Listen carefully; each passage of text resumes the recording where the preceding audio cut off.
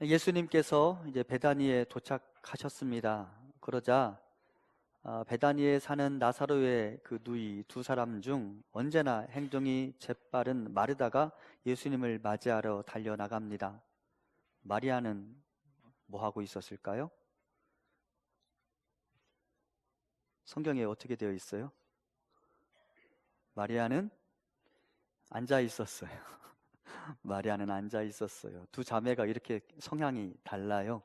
한 사람은 무엇인가 일이 있으면 즉각적으로 뛰어나가는 사람이고, 한 사람은 자기 자리에 그냥 앉아 있는 사람입니다. 그 다름을 좀 인정하셔야 갈등이 덜 생겨요. 집 안에서도 여러분, 또는 형제 자매 간에도 다름을 인정하시기 바랍니다. 인정하기 싫으신 표정인데 다름을 인정하셔야 돼. 그래야 가정이 평안한 거예요. 마르다는 지금 이제 예수님이 오셨다는 이야기를 듣고 예수님을 맞이하러 달려나갑니다. 그런데 마르다의 마음이 그리 편하지가 않았어요. 예수님이 너무 늦게 오셨다고 판단했기 때문이죠. 그리고 예수님을 향하여 조금 원망이 섞인 그런 불평들을 늘어놓게 되며 마르다와 예수님 사이의 대화가 묘사되어집니다. 21절 이하 제가 봉독해 보겠습니다. 마르다가 예수께 여짜오되 주께서 여기 계셨더라면 내 오라버니가 죽지 아니하였겠나이다. 그러나 나는 이제라도 주께서 무엇이든지 하나님께서 구하시는 것을 하나님이 주실 줄을 아나이다. 예수께서 이르시되 내 오라비가 다시 살아나리라. 마르다가 이르되 마지막 날 부활 때에는 다시 살아날 줄을 내가 아나이다.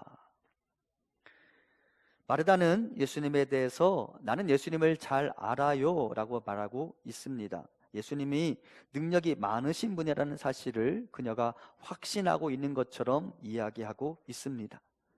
그럼에도 불구하고 마르다가 무엇은 기대할 수 없었을까요? 예수님이 능력이 많다라는 사실을 그녀가 알고 있음에도 불구하고 무엇만은 기대할 수 없었을까요? 나사로가 마지막 날 부활의 때가 아닌 지금 여기에서 살아나리라고는 그녀가 생각할 수 없었습니다. 그러므로 그녀가 예수님의 능력을 안다라고 말했지만 실상은 예수님의 능력을 완전히 이해하고 있다라고 보기는 어려운 것이죠. 그리고 그녀의 예수님에 대한 알매 있어서 무엇인가 부족함이 있다고 판단하신 주님은 마르다와 다음의 대화를 이어나가십니다. 25절 이하입니다. 예수께서 이르시되 나는 부활이요 생명이니 나를 믿는 자는 죽어도 살겠고 무릇 살아서 나를 믿는 자는 영원히 죽지 아니하리니 이것을 내가 믿느냐? 이르되 주여 그러하외다. 주는 그리스도시요 세상에 오시는 하나님의 아들이신 줄 내가 믿나이다. 방금 봉독한 본문과 앞서 마르다와 예수님 사이의 대화 사이에 차이점을 발견할 수 있겠습니까? 마르다는 계속해서 예수님을 향하여 나는 주님을 압니다 라고 말했던 반면 예수님은 마르다에게 나를 아는 것 대신 나를 믿어야 한다 라고 말씀하셨습니다. 무슨 차이가 있을까요? 아는 것과 믿는 것 사이에 어떤 관계가 있을까요?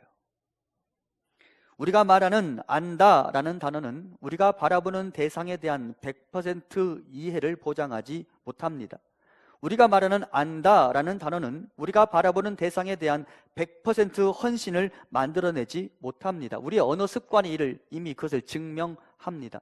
여러분 안다 라고 말하지만 그 안다 라는 말에 대해서 여러분 내가 그것을 100% 안다고 보장할 수 있습니까?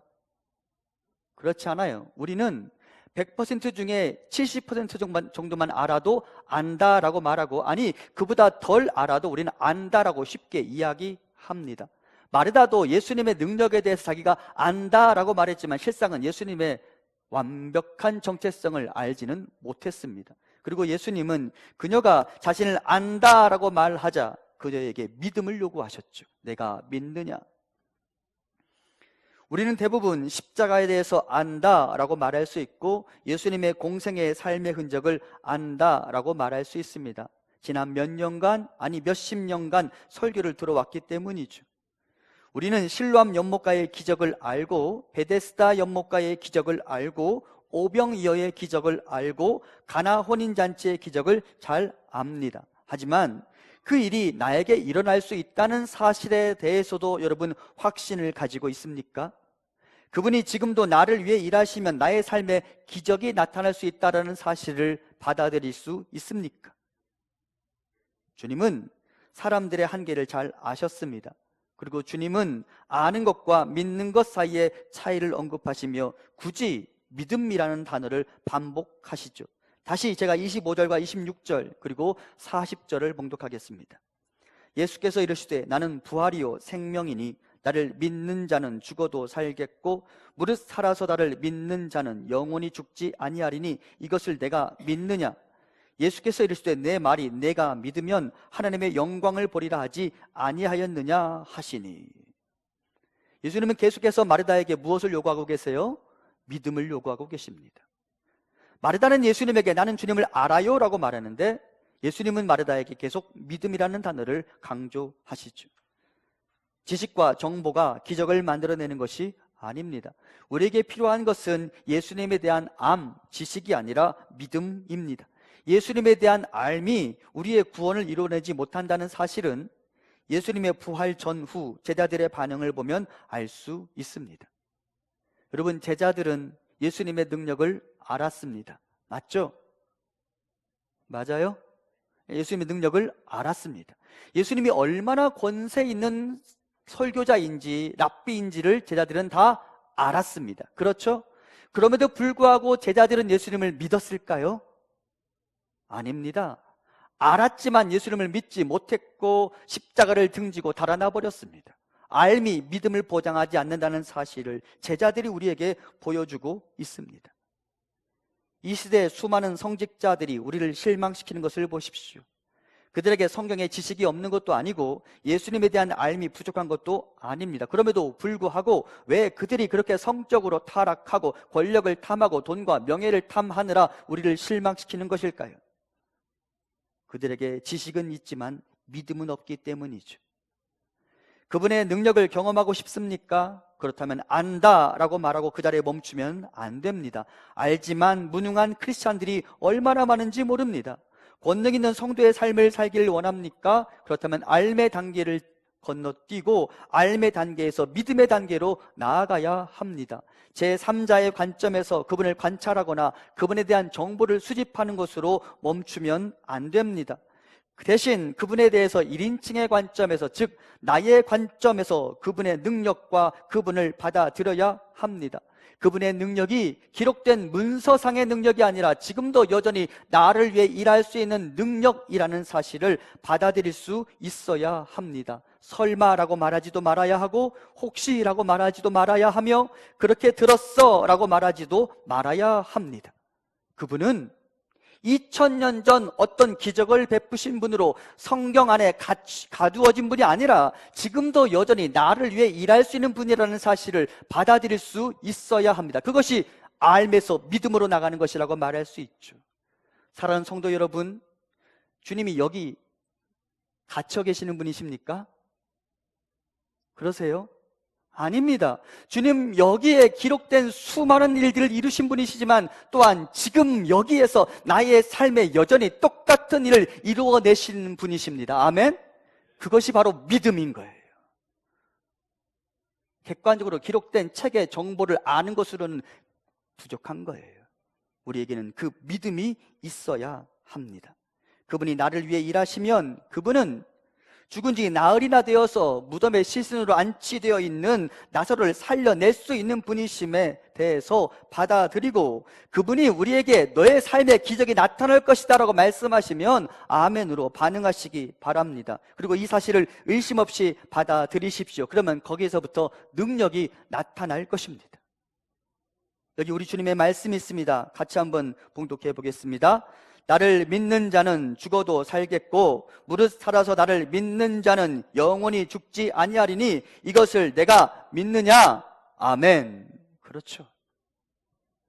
주님은 지금 마르다에게 나를 아는 것 대신 믿음을 가져야 한다라고 말씀하셨고 결국 그녀의 믿음의 고백을 들은 다음에야 나사로의 무덤가로 발걸음을 옮기셨습니다.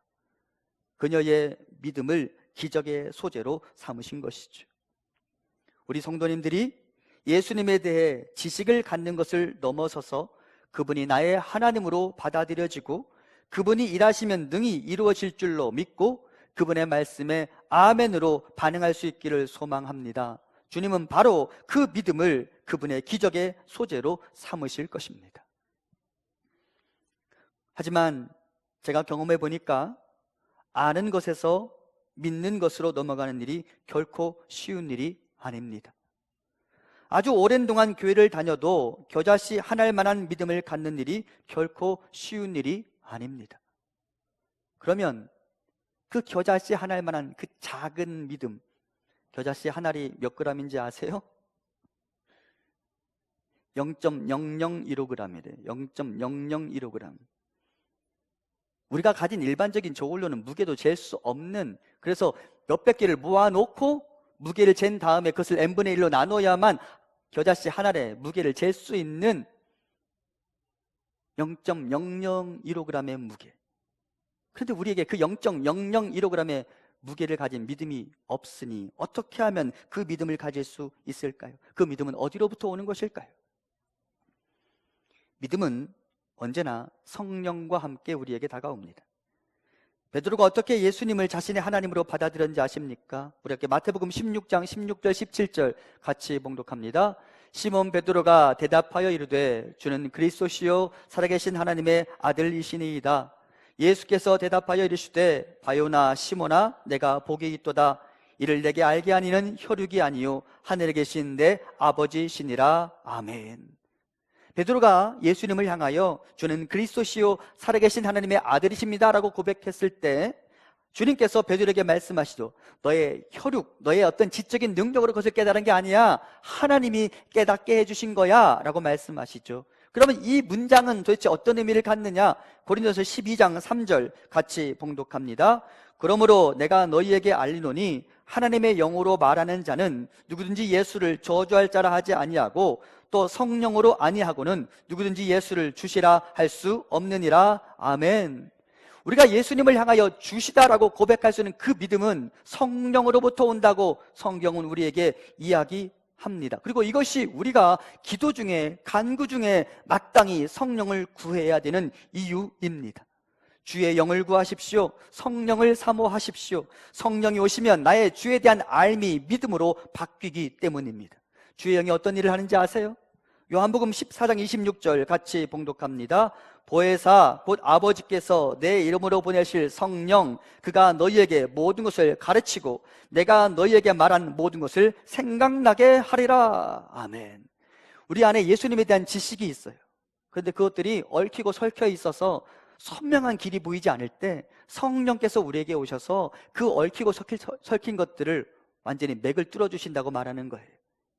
그때 성령이 내 안에 깨닫게 하시면 우리에게 믿음이 생겨난다고 말하는 것이죠.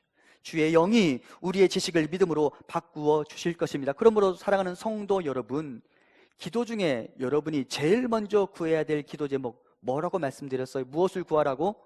성령을 구하셔야 합니다.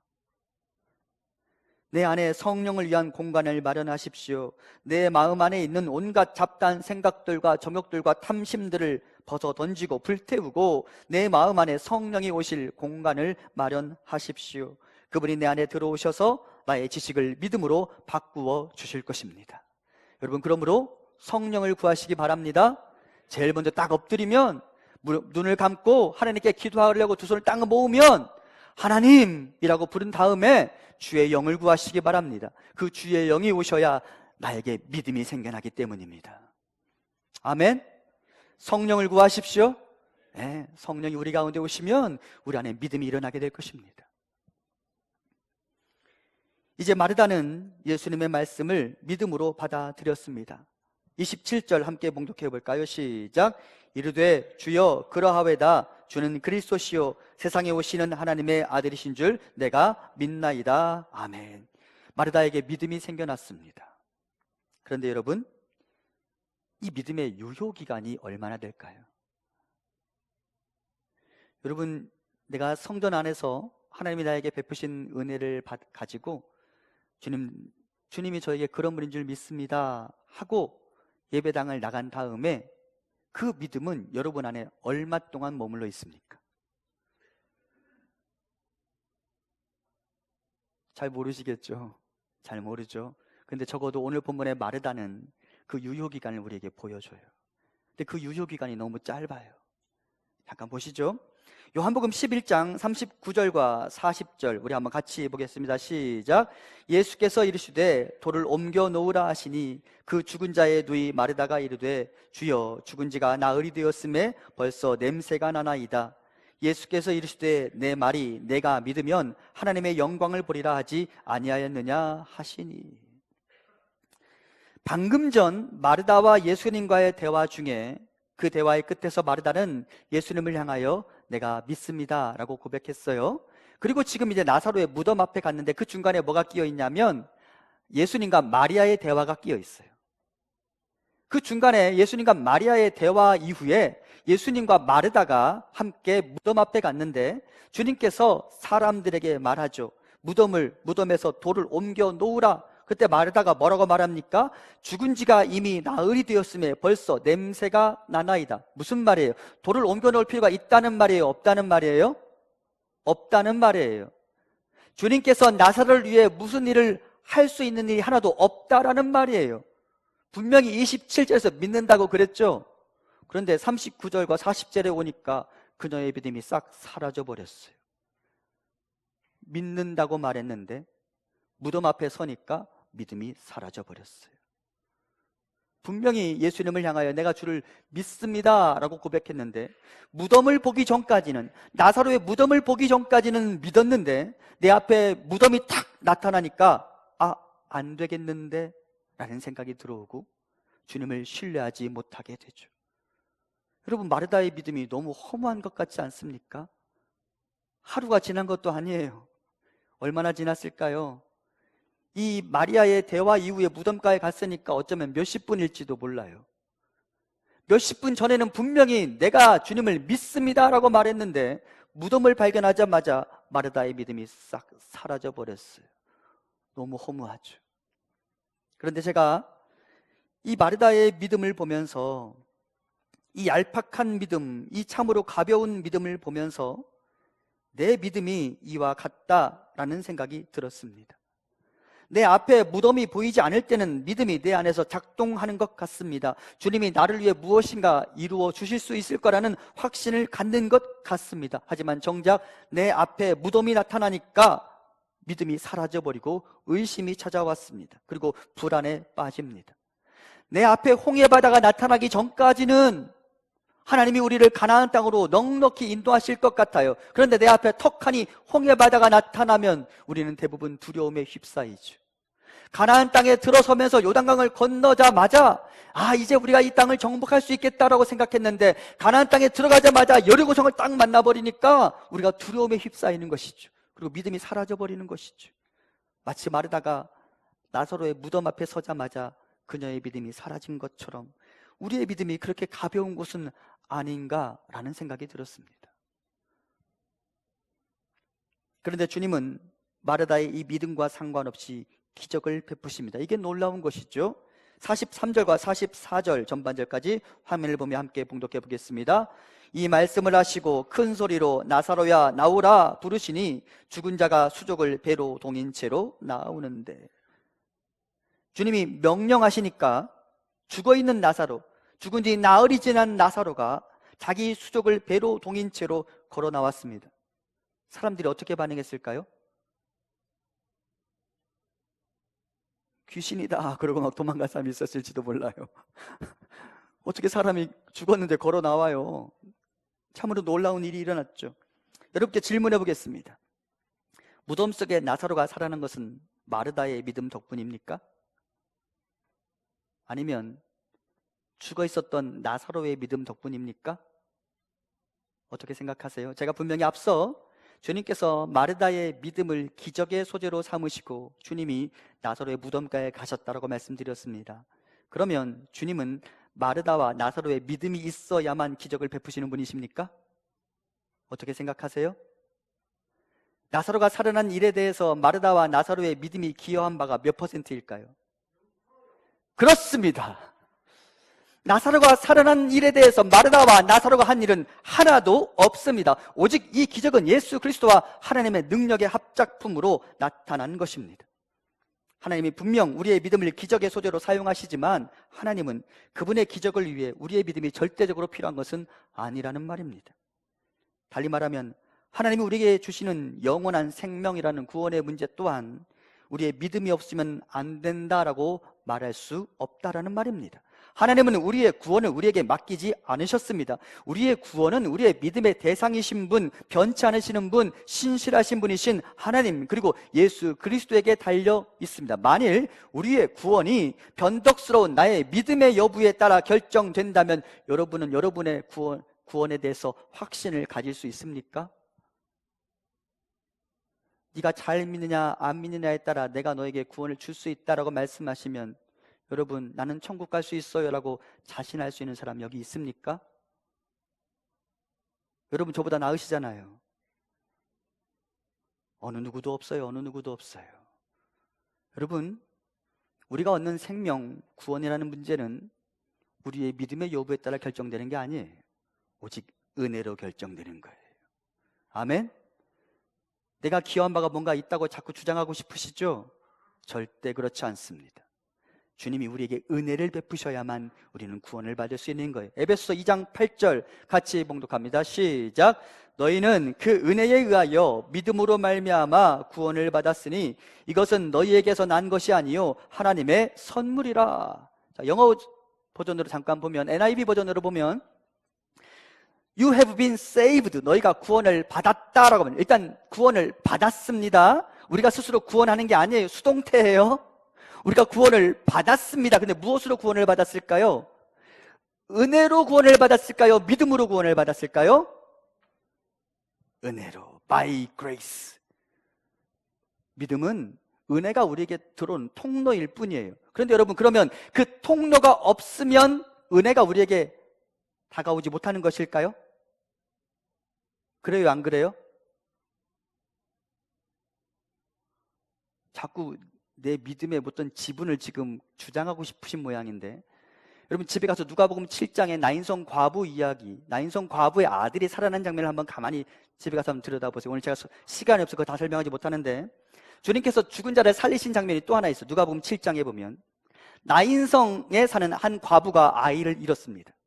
그리고 사람들이 관을 메고 그 아이의 시신을 옮기고 있습니다.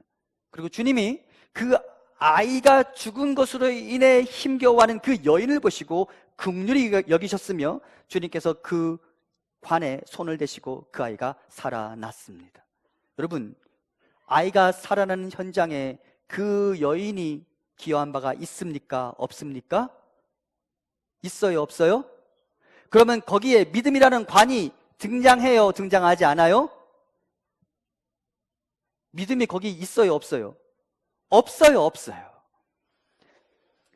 은혜가 우리를 구원시키는, 우리를 구원하는 제1요인인데요.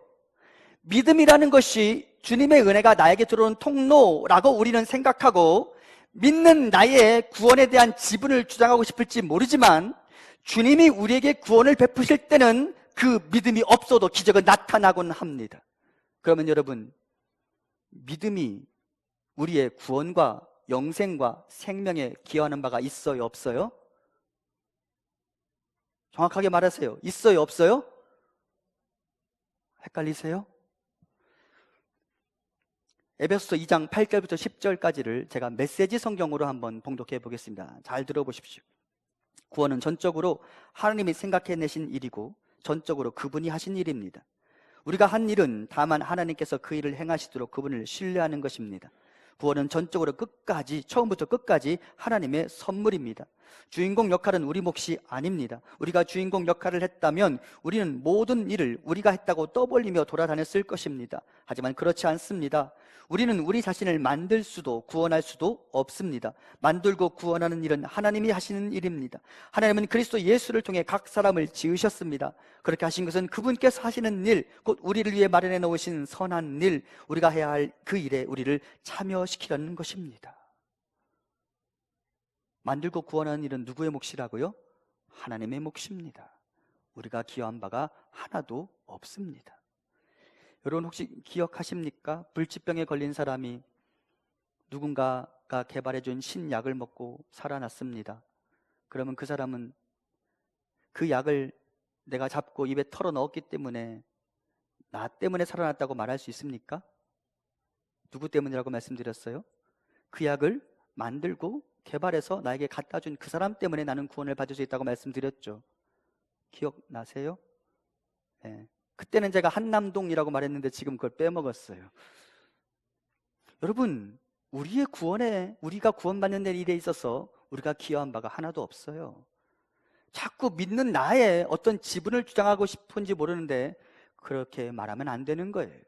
우리의 구원은 오직 은혜로 우리에게 주어지는 것입니다. 구원은 하나님의 몫입니다. 하나님은 우리에게 그 구원을 선물하여 주시는데 우리는 주님이 나 같은 자에게도 구원을 베푸시는군요 라고 말하며 감사함으로 넙죽 받으면 되는, 그게 믿음이에요. 그러면 그 구원받는 일에 내가 한 게 있어요, 없어요? 없어요. 우리는 은혜로 구원을 받는 사람들입니다. 에스겔서를 보면 하나님께서 마른 뼈들의 무더기 속에서 에스겔에게 물으시고 에스겔과 함께 기적을 일으키시는데요, 에스겔 37장 3절 이하를 제가 봉독해 보겠습니다. 그가 내게 이르시되 인자야, 이 뼈들이 능히 살 수 있겠느냐 하시기로 내가 대답하되 주 여호와여, 주께서 아시나이다.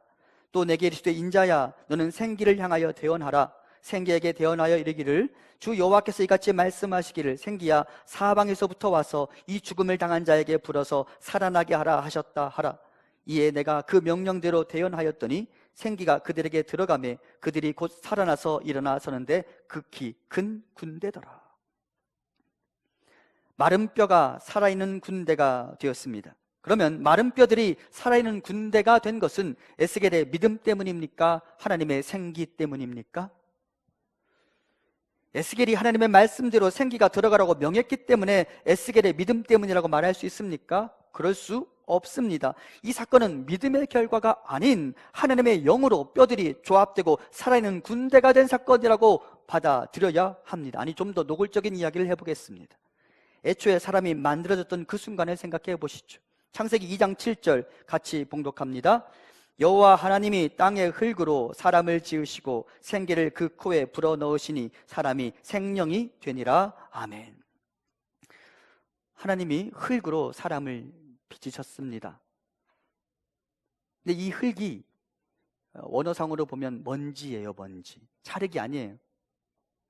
그러니까 하나님이 우리를 이렇게 흙으로 빚으셔서 이 모양으로 만드셨다는 게 기적이에요. 놀라지 않으시는구나. 네. 먼지로 만들어졌다니까요. 먼지로 이렇게 딱딱딱딱 붙어졌다니까요. 네? 먼지로 만들어졌는데 이렇게 관절이 생겼다니까요. 놀라운 일, 이거 자체가 기적이에요. 그런데 그 먼지로 만들어진 그 조각품, 거기에 믿음이 있었습니까? 없었습니까? 없었어요. 믿음이 없었어요. 그런데 그 조각품에다가 코에 구멍을 뚫으시고 그 코에다가 하나님이 생기, 원어적으로 보면 바람이에요. 바람.